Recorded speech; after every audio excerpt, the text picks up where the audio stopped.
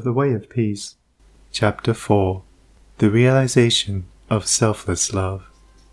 It is said that Michelangelo saw in every rough block of stone a thing of beauty, awaiting the master hand to bring it into reality.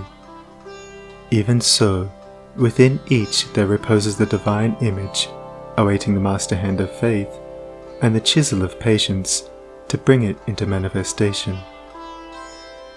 And that divine image is revealed and realized as stainless, selfless love. Hidden deep in every human heart, though frequently covered up with a mass of hard and almost impenetrable accretions, is the spirit of divine love, whose holy and spotless essence is undying and eternal. It is the truth in man. It is that which belongs to the Supreme, that which is real and immortal. All else changes and passes away. This alone is permanent and imperishable.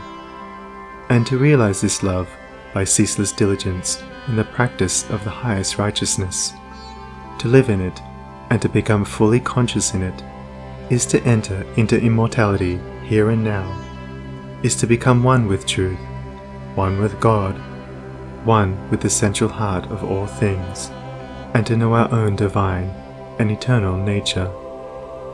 To reach this love, to understand and experience it, one must work with great persistency and diligence upon his heart and mind, must ever renew his patience and keep strong his faith, for there will be much to remove, much to accomplish before the divine image is revealed in all its glorious beauty.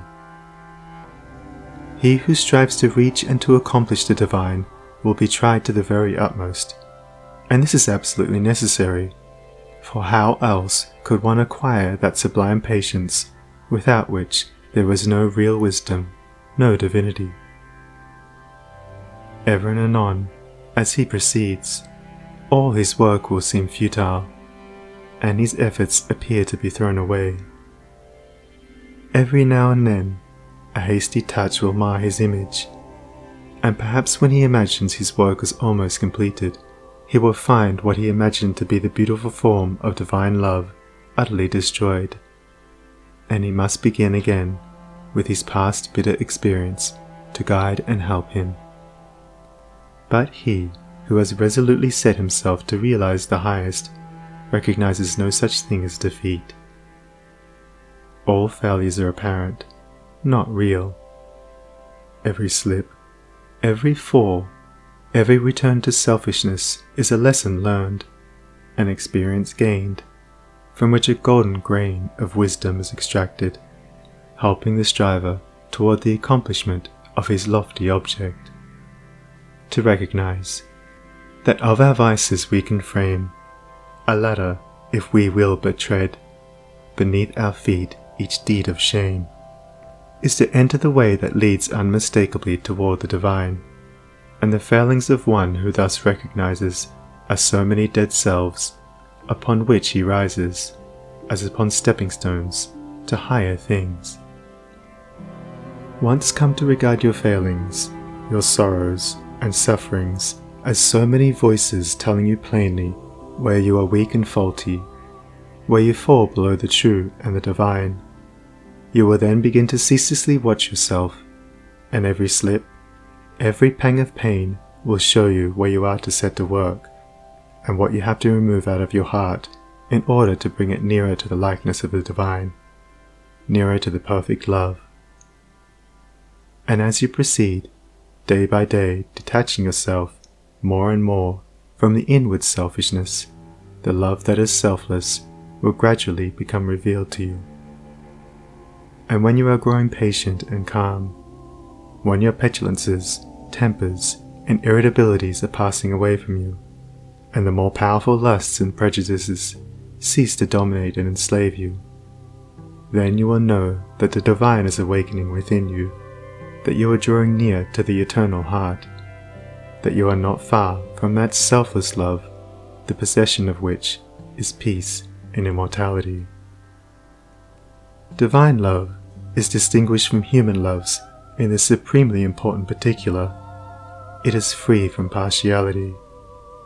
Human loves cling to a particular object to the exclusion of all else, and when that object is removed, great and deep is the resultant suffering of the one who loves. Divine love embraces the whole universe, and, without clinging to any part, yet contains within itself the whole. And he who comes to it by gradually purifying and broadening his human loves until all the selfish and impure elements are burnt out of them, ceases from suffering. It is because human loves are narrow and confined and mingled with selfishness that they cause suffering. No suffering can result from that love which is so absolutely pure that it seeks nothing for itself. Nevertheless, human loves are absolutely necessary steps toward the divine, and no soul is prepared to partake of divine love until it has become capable of the deepest and most intense human love. It is only by passing through human loves and human sufferings that divine love is reached and realized. All human loves are perishable, like the forms to which they cling. But there is a love that is imperishable, that does not cling to appearances. All human loves are counterbalanced by human hates, but there is a love that admits of no opposite or reaction, divine and free from all taint of self, that sheds its fragrance on all alike. Human loves are reflections of the divine love, and draw the soul nearer to the reality, the love that knows neither sorrow nor change. It is well that the mother, clinging with passionate tenderness to the little helpless form of flesh that lies in her bosom, should be overwhelmed with the dark waters of sorrow when she sees it laid in the cold earth. It is well that her tears should flow and her heart ache, for only thus can she be reminded of the evanescent nature of the joys and objects of sense, and be drawn nearer to the eternal and imperishable reality. It is well that lover, brother, sister, husband, wife should suffer deep anguish and be enveloped in gloom when the visible object of their affections is torn from them, so that they may learn to turn their affections toward the invisible source of all, where alone abiding satisfaction is to be found. It is well that the proud, the ambitious, the self-seeking should suffer defeat, humiliation, and misfortune, that they should pass through the scorching fires of affliction, for only thus can the wayward soul be brought to reflect upon the enigma of life. Only thus can the heart be softened and purified, and prepared to receive the truth. When the sting of anguish penetrates the heart of human love, when gloom and loneliness and desertion cloud the soul of friendship and trust, then it is that the human heart turns toward the sheltering love of the eternal, and finds rest in its silent peace. And whoever comes to this love is not turned away comfortless, is not pierced with anguish, nor surrounded with gloom, and is never deserted in the dark hour of trial. The glory of divine love can only be revealed in the heart that is chastened by sorrow, and the image of the heavenly state can only be perceived and realized when the lifeless, formless accretions of ignorance and self are hewn away. Only that love that seeks no personal gratification or reward, that does not make distinctions, and that leaves behind no heartaches, can be called divine. Men, clinging to self and to the comfortless shadows of evil, are in the habit of thinking of divine love as something belonging to a God who is out of reach, as something outside themselves, and that must forever remain outside. Truly, the love of God is ever beyond the reach of self, but when the heart and mind are emptied of self, then the selfless love, the supreme love, the love that is of God, or good, becomes an inward and abiding reality. And this inward realization of holy love is none other than the love of Christ that is so much talked about and so little comprehended. The love that not only saves the soul from sin, but lifts it also above the power of temptation. But how may one attain to this sublime realization? The answer which truth has always given, and will ever give to this question, is, empty thyself, and I will fill thee. Divine love cannot be known until self is dead, for self is the denial of love, and how can that which is known be also denied? Not until a stone of self is rolled away from the sepulchre of the soul does the immortal Christ, the pure Spirit of love, hitherto crucified, dead and buried, cast off the bands of ignorance, and come forth in all its majesty of his resurrection. You believe that the Christ of Nazareth was put to death and rose again. I do not say that you err in this belief, but if you refuse to believe that the gentle Spirit of love is crucified daily upon the dark cross of your selfish desires, then, I say, you err in this unbelief, and have not yet perceived, even afar off, the love of Christ. You say that you have tasted of salvation in the love of Christ. Are you saved from your temper, your irritability, your vanity, your personal dislikes, your judgment and condemnation of others? If not, from what are you saved? And wherein have you realized the transforming love of Christ? He who has realized the love that is divine has become a new man, and has ceased to be swayed and dominated by the old elements of self. He is known for his patience, his purity, his self-control, his deep charity of heart, and his unalterable sweetness. Divine or selfless love is not a mere sentiment or emotion. It is a state of knowledge which destroys the domination of evil and the belief in evil, and lifts the soul into the joyful realization of the supreme good. To the divinely wise, knowledge and love are one and inseparable. It is toward the complete realization of this divine love that the whole world is moving.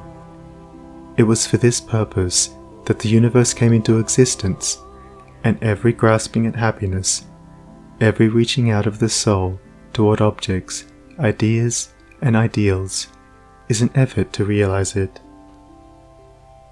But the world does not realize this love at present because it is grasping at the fleeting shadow and ignoring, in its blindness, the substance. And so suffering and sorrow continue, and must continue until the world, taught by its self-inflicted pains, discovers the love that is selfless, the wisdom that is calm and full of peace. And this love, this wisdom, this peace, this tranquil state of mind and heart may be attained to, may be realized by all who are willing and ready to yield up self, and who are prepared to humbly enter into a comprehension of all that the giving up of self involves. There is no arbitrary power in the universe, and the strongest chains of fate by which men are bound are self-forged. Men are chained to that which causes suffering because they desire to be so, because they love their chains, because they think their little dark prison of self is sweet and beautiful, and they are afraid that if they desert that prison, they will lose all that is real and worth having. Ye suffer from yourselves, none else compels, none other holds that ye shall live and die. And the indwelling power which forges the chains and built around itself the dark and narrow prison can break away when it desires and wills to do so, and the soul does will to do so when it has discovered the worthlessness of its own prison, when long suffering has prepared it for the reception of the boundless light and love. As the shadow follows the form, and the smoke comes after the fire, so effect follows cause, and suffering and bliss follow the thoughts and deeds of men. There is no effect in the world around us, but has its hidden or revealed cause, and that cause is in accordance with absolute justice. Men reap a harvest of suffering, because in the near or distant past they have sown the seeds of evil. They reap a harvest of bliss, also as a result of their own sowing of the seeds of good. Let a man meditate upon this, let him strive to understand it, and he will then begin to sow only seeds of good, and will burn up the tares and weeds which he has formerly grown in the garden of his heart. The world does not understand the love that is selfless, because it is engrossed in the pursuit of its own pleasures, and cramped within the narrow limits of perishable interests, mistaking, in its ignorance, those pleasures and interests for real and abiding things. Caught in the flames of fleshy lusts, and burning with anguish, it sees not the pure and the peaceful beauty of truth. Feeding upon the swinish husks of error and self-delusion, it is shut out from the mansion of all-seeing love. Not having this love, not understanding it, men institute innumerable reforms which involve no inward sacrifice, and each imagines that his reform is going to right the world forever, while he himself continues to propagate evil by engaging it in his own heart. That only can be called reform which tends to reform the human heart, for all evil has its rise there, and not until the world, ceasing from selfishness and party strife, has learnt the lesson of divine love, will it realize the golden age of universal blessedness. Let the rich cease to despise the poor, and the poor to condemn the rich. Let the greedy learn to give, and the lustful how to grow pure.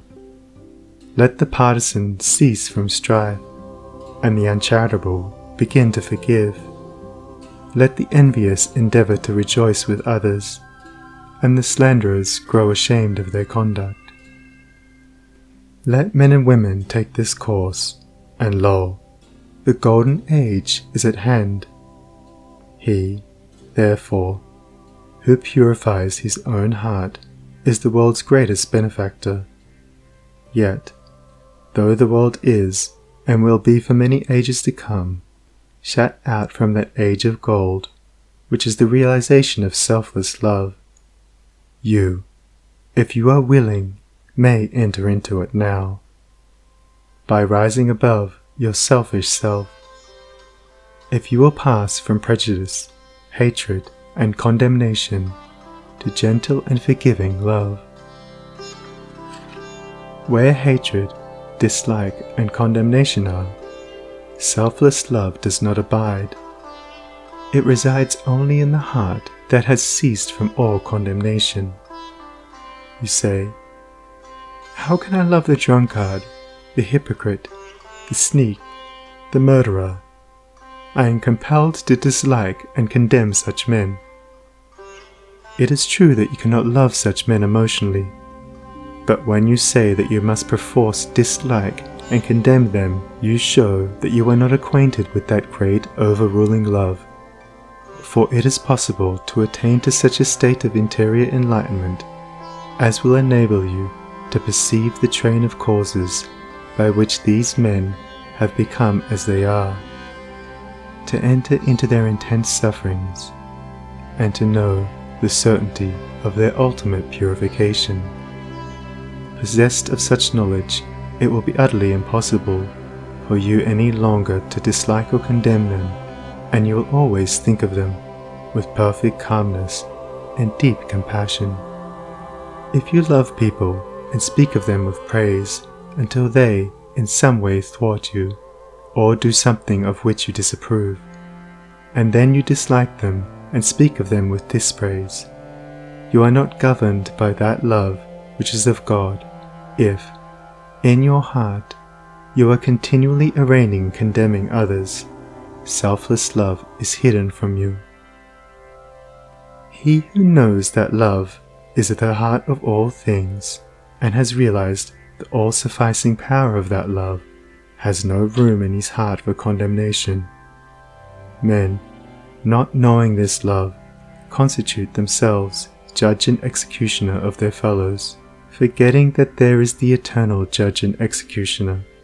And in so far as men deviate from them in their own views, in their particular reforms and methods, they brand themselves as fanatical, unbalanced, lacking judgment, sincerity, and honesty. In so far as others approximate to their own standard, do they look upon them as being everything that is admirable. Such are the men who are centered in self. But he whose heart is centered in the supreme love does not brand or classify men, does not seek to convert men to his own views, not to convince them of the superiority of his own methods. Knowing the law of love, he lives it and maintains the same calm attitude of mind and sweetness of heart toward all, the debased and virtuous, the foolish and the wise, the learned and the unlearned, the selfish and the unselfish receive alike the benediction of his tranquil thought. You can only attain to this supreme knowledge, this divine love, by unremitting endeavor in self-discipline, and by gaining victory after victory over yourself. Only the pure in heart see God, and when your heart is sufficiently purified, you will enter into the new birth, and the love that does not die, nor change, nor end in pain and sorrow, will be awakened within you, and you will be at peace. He who strives for the attainment of divine love is ever seeking to overcome the spirit of condemnation. For where there is pure spiritual knowledge, condemnation cannot exist, and only in the heart that has become incapable of condemnation is love perfected and fully realized. The Christian condemns the atheist satirizes the Christian. The Catholic and Protestant are ceaselessly engaged in wordy warfare, and the spirit of strife and hatred rules where peace and love should be. He that hateth his brother is a murderer, a crucifier of the divine spirit of love, and until you can regard men of all religions and of no religion with the same impartial spirit, with all freedom from dislike, and with perfect equanimity, you have yet to strive for that love which bestows upon its possessor freedom and salvation. The realization of divine knowledge, selfless love, utterly destroys the spirit of condemnation, disperses all evil, and lifts the consciousness to that height of pure vision where love, goodness, justice are seen to be universal, supreme, all-conquering, indestructible. Train your mind in strong, impartial, and gentle thought. Train your heart in purity and compassion. Train your tongue to silence and to true and stainless speech. So shall you enter the way of holiness and peace, and shall ultimately realize the immortal love. So living without seeking to convert, you will convince without arguing, you will teach. Not cherishing ambition, the wise will find you out, and without striving to gain men's opinions, you will subdue their hearts. For love is all-conquering, all-powerful, and the thoughts and deeds and words of love can never perish. To know that love is universal, supreme, all-sufficing, to be freed from the trammels of evil, to be quit of the inward unrest, to know that all men are striving to realize the truth, each in his own way, to be satisfied, sorrowless, serene. This is peace, this is gladness, This is immortality. This is divinity. This is the realization of selfless love. I stood upon the shore and saw the rocks resist the onslaught of the mighty sea. And when I thought how all the countless shocks they had withstood through an eternity, I said, to wear away the solid main, the ceaseless efforts of the waves are vain. But when I thought how they the rocks had rent, and saw the sand and shingles at my feet, poor passive remnants of resistance spent, tumbled and tossed where they the waters meet, then saw I ancient landmarks 'neath the waves, and knew the waters held the stones their slaves. I saw the mighty work the waters wrought by patient softness and unceasing flow, how they the proudest promontory brought unto their feet, and massy hills laid low, how the soft drops the adamine wall conquered at last, and brought it to its fall. And then I knew that hard, resisting sin should yield at last to love's soft, ceaseless roll, coming and going, ever flowing, upon the proud rocks of the human soul, that all resistance should be spent and past, and every heart yield unto it at last. End of chapter 4.